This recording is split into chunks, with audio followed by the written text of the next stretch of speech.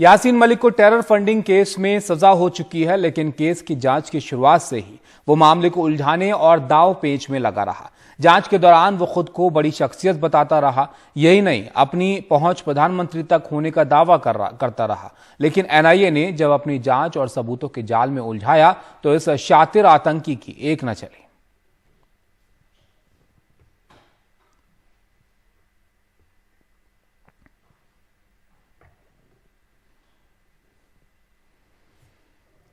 तो इस मामले में जो है सजा सुनाई जा चुकी है, लेकिन सजा से बचने के लिए क्या क्या कोशिश की गई यासीन मलिक की तरफ से वो भी आप जानिए। दरअसल इस मामले में 2019 में एनआईए की हिरासत में उसको लिया गया था और खुद को बड़ी शख्सियत की धौंस यासीन मलिक जो है लगातार इस दौरान देता रहा और जांच एजेंसी से अदालत तक धौंस जमाने की कोशिश जो है वो की गई। प्रधानमंत्री तक पहुंच होने की धौंस दी गई और एनआईए हिरासत में खाना पीना तक छोड़ा गया, लेकिन उसके बाद भी ये सब जो है इसके काम नहीं आया और यहाँ पर सजा सुनाने का फैसला किया गया। आशीष भार्गव हमारे साथ हैं, उनके पास चलते ज़्यादा जानकारी के लिए। आशीष, तमाम कोशिशें की गई कि ऊंची पहुंच है और बड़ा प्रभाव है ये सब, लेकिन कुछ काम नहीं आया। किस तरीके से ये मामला आगे बढ़ा और कहां पर जो है यासीन मलिक फंसा ये सब बताइए।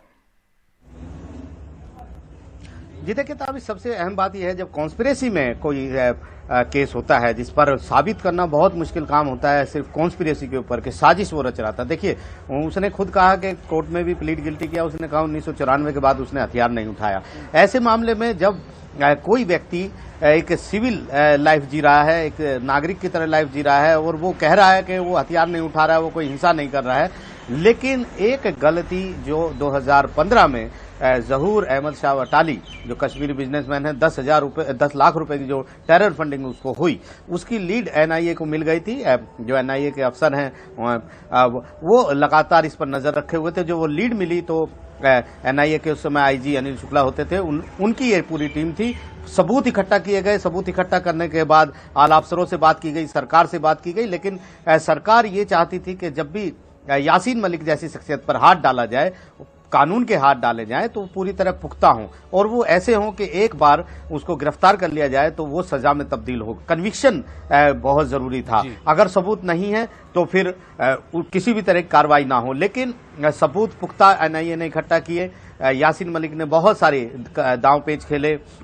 प्रधानमंत्री जब वो हिरासत में आया अप्रैल 2019 में, तो उसने एनआईए के अफसरों से भी कहा कि वो जो हैं प्रिविलेज हैं कि वो उनसे मिल रहे हैं क्योंकि उनसे देश के प्रधानमंत्री मिलते आए हैं। कोर्ट में भी इसी तरह की बात उन्होंने की। खाना पीना छोड़ दिया, जिसके कारण 11 दिन का पुलिस रिमांड था एनआईए के पास, लेकिन 8 दिन में उनको वापस जेल भेजना पड़ा।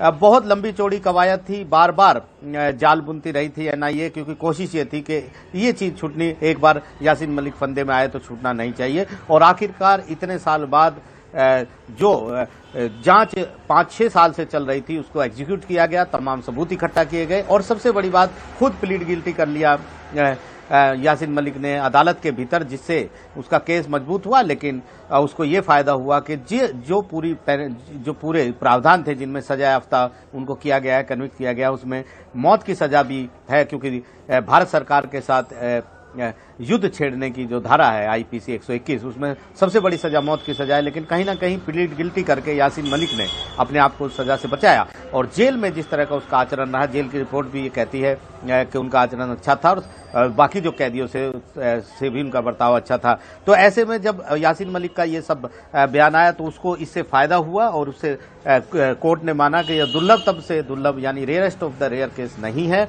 और उसको मिटिगेटिंग फैक्टर यानी सजा कम करने के फैक्टरों का उसको फायदा हो गया। लेकिन अदालत ने साफ तौर पर लिखा है कि जिस तरह उसने कहा कि प्रधानमंत्री उनसे मिलते आए हैं, न केवल मनमोहन सिंह बल्कि वीपी सिंह से लेकर अटल बिहारी वाजपेयी भी उससे मिले हैं और यहां तक कि उसको विदेश में भी मंच पर अपनी राय रखने की भारत सरकार ने इजाजत दी है। वो महात्मा गांधी को फॉलो करता है। ये तमाम बातें कहीं 1994 के बाद उसने हथियार नहीं उठाए, लेकिन कोर्ट ने कहा है कि भारत सरकार के साथ उसने विश्वासघात किया है। वो एक राजनीतिक संघर्ष की आड़ में एक हिंसा की साजिश रचता रहा है और उसको किसी तरह की रियायत इस मामले में देने की जरूरत नहीं है। तो ये एक बड़ा फैसला है, एक बड़ा संदेश है और एक बड़ा कदम भी है कि अगर एजेंसी चाहे तो जांच पुख्ता हो सकती है, एजेंसी चाहे तो वो किसी भी लेवल के, जैसे कहा जाता है कि कानून की नजर में सब बराबर हैं, तो कहीं ना कहीं आप देखिए यासीन मलिक ने एजेंसी से लेकर यानी जांच से लेकर अदालत तक में प्रधानमंत्रियों से मिलने की बात की,